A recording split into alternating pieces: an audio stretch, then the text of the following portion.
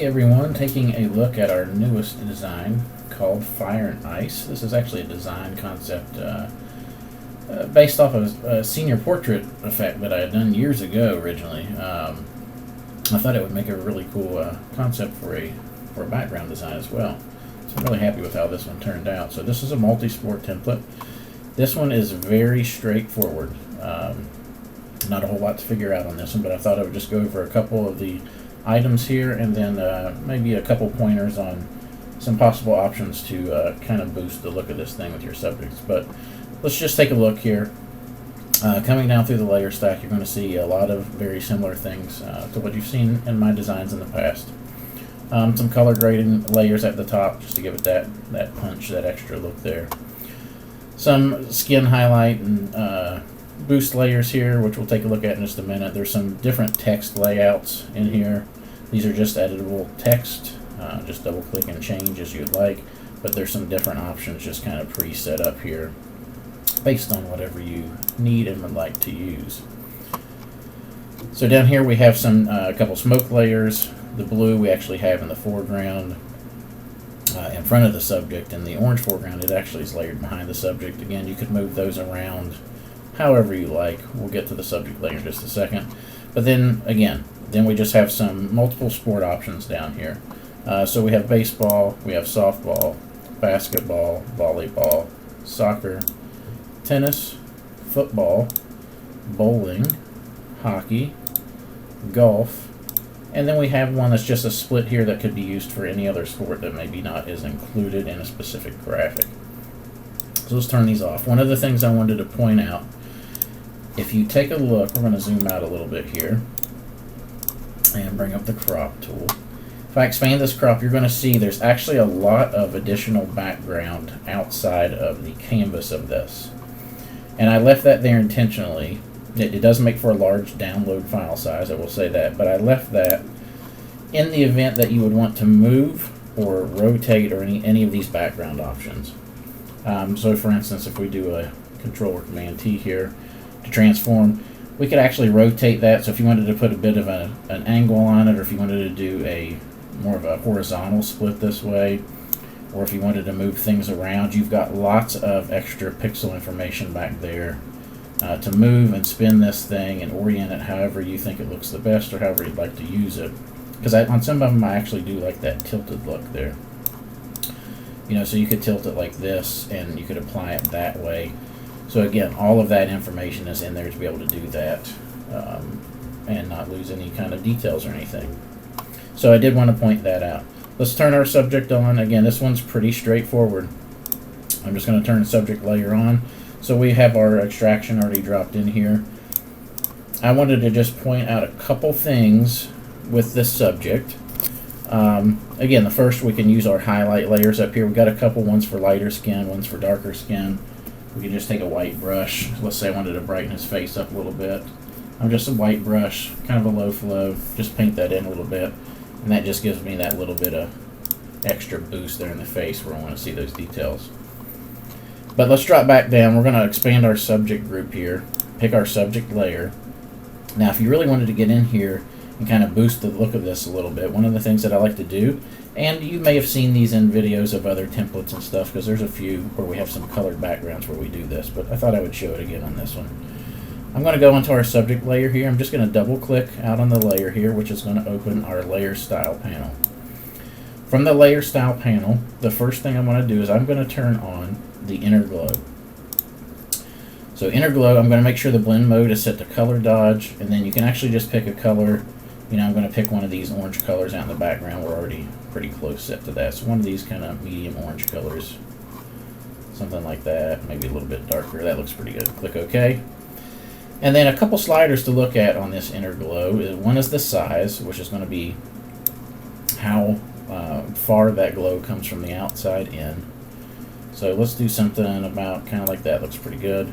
And then the range. The range is going to be how soft that transition is. So is it going to be just, you know, no gradient transition there if it's on, you know, down all the way on 1%, or we can turn this up and make it completely smooth.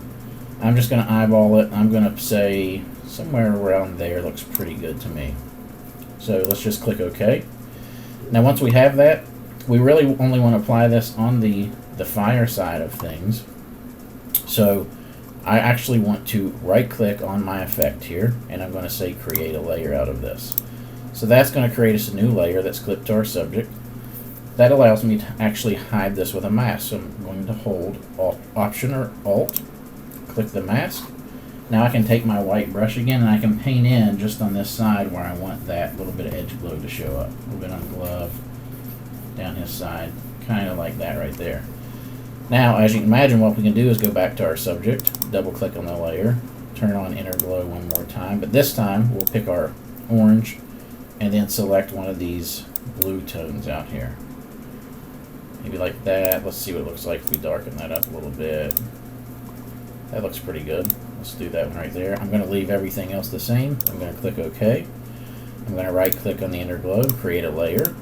Same thing, I'm going to hide this with a mask. Alt or Option, click on the mask to make it black. Take a white brush, and then I can just choose where to paint that in. So we're just kind of ramping up those edge lights a little bit while giving them a little bit of color at the same time. So you can see it doesn't look like a whole lot, but if you start to turn it off and on, you can see how it really creates kind of that highlight dimension there. And then we're going to do one more thing. I'm going to zoom in here a little bit.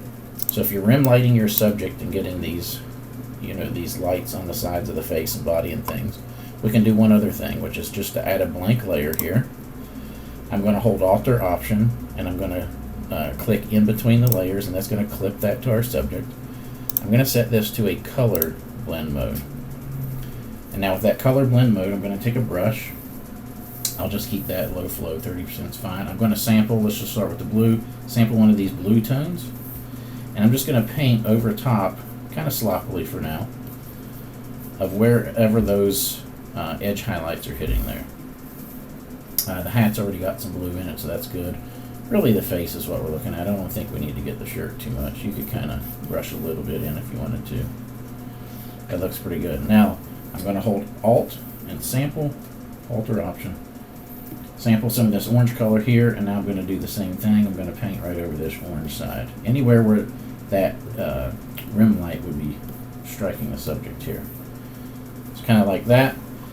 Now what we're going to do is we're going to double click on this layer, open up our layer style, and we're going to use the blend if.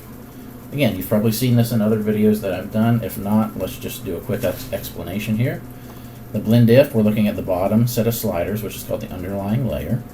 So if you think about this as shadows and highlights, everything on the left is your shadows or your blacks, and we see that's RGB 0, and everything on the right is white, RGB 255. So what this is telling Photoshop right now is where the layer that we're on, where all of the layers below it have a value between pure black and pure white, we want this layer to show up. And we can see that's what it's set that way by default, and that's what it's done. Everywhere we've painted is showing up, basically, is what that's saying. If we set this to a normal blend mode, we can see that looks like right where we brushed everything in. Let's go back to color here. But now we want to control this so it's only showing up in the highlight portion, so it looks like these highlights have a little bit of color to them. And what we can do is we can take the shadow side of this slider, and we can move this up, and you can kind of watch what's happening over here. You can see how that starts kind of peeling away from darker areas. So let's say we go right here. Well, now we're telling Photoshop anywhere between a gray value of 152 and 0, pure black, I don't want you to show up at all. And we see it's pulled off of those darker shadow areas. And then between 152 and 255, that's where we want it to show up. And we can see that's what's happening. Now it doesn't look perfect, it's a little bit choppy in here, but what we can do to fix that is hold Alt or Option, and we can split this slider into two little sliders. And now we can kind of pull both of these independently, and we can see we get a much smoother transition going on up here. So let's pull these around a little bit, maybe something like this. Now we're telling Photoshop, okay, between 214, which is this kind of light gray, and 255, I want this layer to show up at full strength. Anything from 99 and below don't show up at all, but between 99 and 214, this range here, we want to do a gradient transition. So that's why we get that smoothing effect there. So if we click OK, what I'm going to do is I'm just going to grab an eraser real quick, And I'm just going to clean up a little bit of that overpainting that I had right there. And you can see we get this subtle effect where we're just adding a little bit of that color into the edges of our subject, those edge lights. And so you just get a little bit of that extra kind of pop to match your background there. And then, like I said, if we wanted to rotate our, let's zoom out where I can see the bounds of everything here. Let's rotate this back to like a 50-50 split this way. Kind of makes more sense with our color added onto the face. And that applies, and then we get something like that. So we get just that little bit of coloring in there. So if you wanted to just ramp that up just a little bit, I mean, the thing is, you don't need it. You could just turn your subject on. It looks great either way. Let's fit this back here. Or if you just wanted to bump that up, just a little bit of that effect, you could add some of that coloring in there, and that would look great as well. So, hope you give this one a try. Hope you have a lot of great success with this one. Hope it makes you a lot of money. And I will see you at the next release.